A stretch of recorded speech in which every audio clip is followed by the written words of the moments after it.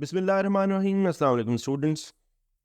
आज का हमारा टॉपिक पोइट्री का है और पोइट्री में एक बड़ा ही इम्पॉर्टेंट टॉपिक और जिसके बारे में कहा जाता है कि it is difficult to understand and the topic is metaphysical poetry. इससे पहले कि हम मेटाफिज़िकल पोइट्स को पढ़ें, मेटाफिज़िकल पोइट्री के बारे में जानना, उसके ट्रेड्स पढ़ना ज़्यादा ज़रूरी है। So today we are going to discuss metaphysical poetry and its trades.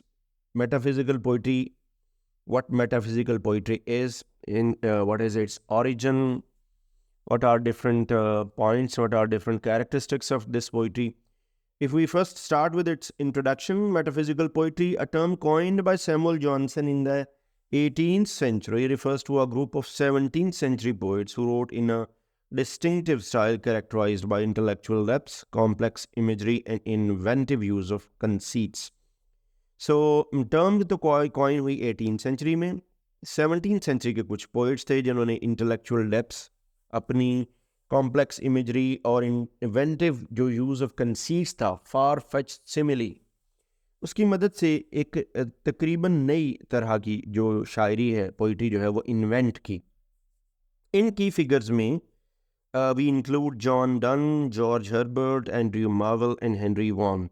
अब इसमें जॉन डन जो है वो सबसे ज़्यादा मशहूर है, जो हमारे यहाँ हमारे कोर्सेज में पढ़ाए जाते हैं। If we talk about its traits, first comes intellectual complexity. Metaphysical poetry is known for its philosophical and intellectual depth.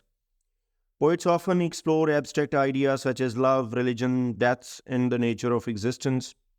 ये philosophical भी है, intellectual depth है इसमें, and बड़े बड़े जो themes हैं उसमें love, religion, death, and the nature of existence. So एक तरह से spirituality भी इसमें है. The poetry is deeply analytical, often questioning conventional beliefs and exploring paradoxes. So इसमें आपको paradoxes मिलेंगे. It would be challenging, questioning conventional beliefs. जब conventional beliefs की बात आती है तो फिर उसमें religion भी आता है, तो religious beliefs को भी ये चैलेंज करती हुई नज़र आएगी और नए किस्म के जो आइडियाज़ है वो भी हमारे सामने आएंगे।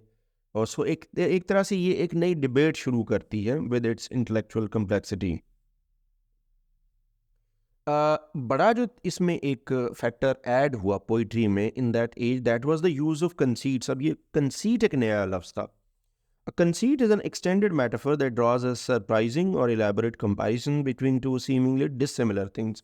दो dissimilar things के दरमियान, दो बिल्कुल अलग उलट चीज़ों के दरमियान एक आपने ताल्लुक कायम करना है और आपने एक ऐसा वर्ड यूज़ करना है, फार फेच सिमिली या मेटाफर, जिसकी मदद से आपने इन दोनों को जोड़ना है, कंबाइन करना है। These comparisons often involve abstract ideas and concrete images. For example, in John Donne's A Valediction Forbidding Mourning में, he compares the souls of two lovers to the legs of a compass. So, on the one hand, we are looking at the two lovers, और दूसरी तरफ two legs of compass. ये एक scientific, philosophical imagery है, जिसको समझने के लिए हमें philosophy, थोड़ा scientific knowledge भी होना चाहिए। इसीलिए ये उस दौर में ज़रा थोड़ी सी मुश्किल भी लगी और कॉम्प्लेक्स भी लगी। And these pair of two lovers to the legs of a compass, illustrating their spiritual connection between despite physical separation.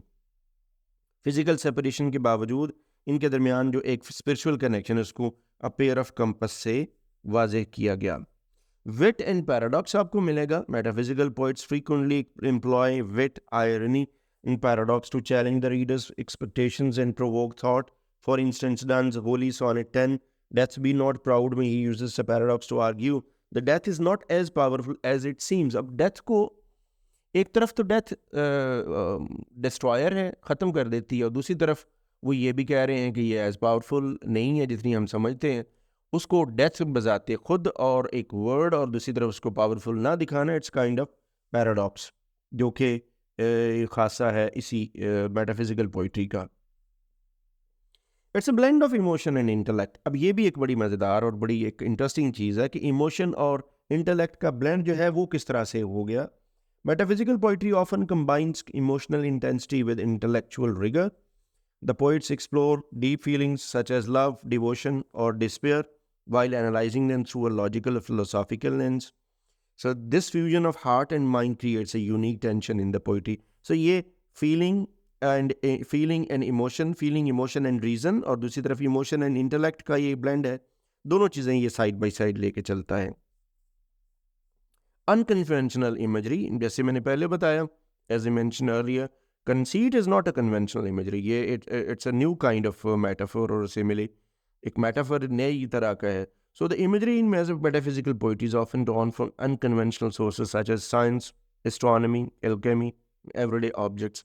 As I mentioned earlier, the pair of compass, the example is taken from mathematics, geometry, and scientific knowledge, astronomical knowledge, Alchemy का knowledge, everyday object science का, और everyday जो हमारे phenomena है, scientific phenomena, उन सब का इल्म होना ज़रूरी है, क्योंकि ये सारे का सारा आम आदमी की आम रीडर जो है, पैसिव रीडर, जो एक ले मैन है जो कभी कभार शायरी पढ़ता है, तो उसके लिए ये सारी चीज़ें नहीं हैं।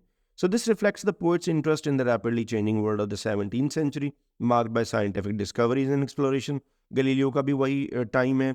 सो हम ये देखते हैं कि ये वो टाइम है जिसमें renaissance and post renaissance period में जब बहुत सारी नई डिस्कवरीज एंड एक्सप्लोरेशंस हो रही थी। For example, Donne's the flea uses the imagery of flea biting two lovers to argue for physical intimacy. तो ये भी एक एग्जाम्पल। इसी तरह से अनकन्वेंशनल इमेजरी, फ्ली का काटना, biting two lovers to argue for physical intimacy, it's a new kind of expression. Dramatic and conversational tone है। Many metaphysical poems have a dramatic conventional quality, as if the speaker is addressing a specific audience or engaging in a dialogue. अब ये conversational style, जैसे एक speaker दूसरे speaker से बोल रहा है डायलॉग के फॉर्म में, ड्रामेटिक स्टाइल में, this tone makes the poetry feel immediate and personal even when dealing with abstract themes abstract हैं, but even when two themes are portrayed before us in the form of a dialogue, तो ये ज़रा थोड़ा आसान हो जाता है समझना। सो दैट्स वाई ये ड्रामेटिक एंड कन्वर्सेशनल टोन जो है इस पोइट्री में मेटाफिजिकल पोइट्री को एक तरह से आसान बनाती है। There is exploration of religion and spirituality. Of course there are love poems and divine poems by John Donne and some of the other poems of this movement. Many metaphysical poets, such as Donne and Herbert, were deeply concerned with religious themes. Their poetry often reflects a struggle with faith, doubt, and the relationship between humanity and God.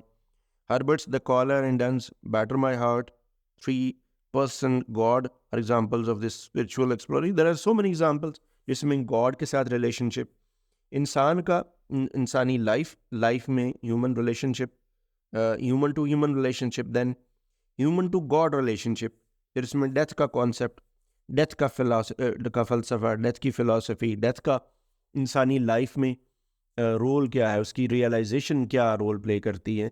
तो ये बहुत सारे religious और spiritual जो themes हैं वो हम इस पोइट्री में एक्सप्लोर कर सकते हैं।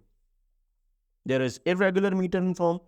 अब हम आगे स्ट्रक्चर पे और इसकी फॉर्म पे, तो metaphysical poetry often breaks away from traditional poetic forms and meters. The poets favoured irregular rhythms and structures to mirror the complexity of the ideas and emotions. अब क्योंकि पोइट्री नई तरह की थी, it was a new kind with metaphysical conceits, paradox and wit, तो इसके लिए structure भी नया चाहिए था। नया मीटर, नई फॉर्म, इरेगुलर मीटर था, वो आम जो रेगुलर मीटर था उसमें ये फिट नहीं आ रहा था। So that's why they adopted irregular meter and form. So this experimental approach reflects their desire to challenge conventions and create something new. इस एक्सपेरिमेंट से एक ये हुआ कि जो चैलेंज हो रही थी कन्वेंशंस और नया कुछ बन रहा था, तो उसको एक बूस्ट मिलता है। ये पोस्ट रेनेसा पीरियड का एक बड़ी important development in terms of development in literature अगर हम बात करें तो, जो लिटरेचर में भी ये जो एक नई डेवलपमेंट हो रही थी, फॉर्म, मीटर और थीमेटिक जो चेंजेबिलिटी थी, तो इससे लिटरेचर में कुछ नई चीज़ें प्रोड्यूस हो रही थी। Focus on the individual experience. Metaphysical poetry often emphasises personal experience and introspection. Individuality पे आ गया जो जोर था, जो एम्फेसिस था। The poets explore their own emotions, doubts and spiritual journeys, making their work highly individualistic. थोड़ा सब्जेक्टिव सेल्फ आप कह लें, थोड़ा सब्जेक्टिव एलिमेंट इसमें ऐड हो रहा है through the poetry of metaphysics. There is juxtaposition of the physical and the spiritual. Metaphysical poets frequently juxtapose the physical and spiritual realms, exploring how they intersect or conflict. Metaphysical poets जो हैं वो physical और spiritual realms को इकट्ठा कर रहे हैं उनका आपस का इंटरसेक्शन, उनका आपस का मिलना, उनका अलहदा होना, उनके कॉन्फ्लिक्टिंग पॉइंट्स कौन से हैं। सो ये फिज़िकल और स्पिरिचुअल वाली भी एक लंबी बहस है जो एजेस से हो रही है। For example, Donne's the ecstasy examines the relationship between physical love and spiritual union. There are three moods of love found in Dunn's poetry. तो ये moods of love के ज़रिए ही physical और spiritual जो juxtaposition है उसको show करते हैं. There are examples of metaphysical poetry. Dunn का है The Flea, The Valediction, Forbidding Mourning, Holy Sonnets, George Herbert, The Caller, The Pulley, Love 3, and you marvels to his coy mistress, Henry Vaughan, the world. They are all gone into the world of light.